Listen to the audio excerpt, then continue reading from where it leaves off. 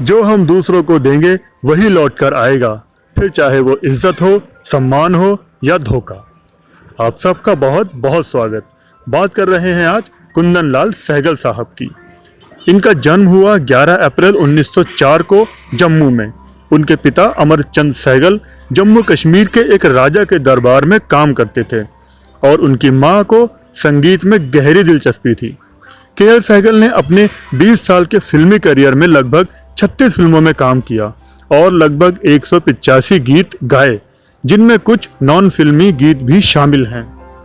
दोस्तों, कुंदन लाल सहगल वाकई में एक कुंदन थे और बड़े दिल के मालिक थे। कहा जाता है कि उन्होंने एक विधवा को अपनी हीरे की अंगूठी दे दी थी और अपने हाथ से खाना बनाकर वो स्टूडियो में सबको खिलाया करते थे। कुंदन लाल सहगल जी अपनी आवाज़ की भी परवाह नहीं करते थे, बिंदास किस्म के इंसान थे। वो तली हुई चीज़ें, अचार वगैरह बड़े शौक से खाते थे और सिगरेट पीने के भी बड़े शौकीन थे सहगल साहब।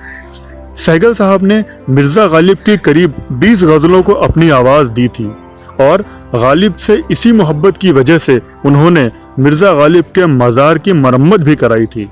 सहगल हमेशा ही विग लगाकर शूटिंग किया करते थे। कहा यह भी जाता है कि एक फिल्म की शूटिंग के दौरान सहगल साहब विग लगाकर शूटिंग कर रहे थे, तभी एक हवा के झोंके से उनकी विग उड़ गई और यूनिट के सारे लोग उन पर हंसने लगे।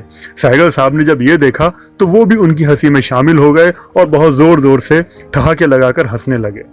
दोस्तों, सहगल साहब 18 जनवरी 1947 को हम सबको इस दुनिया में छोड़कर चले गए।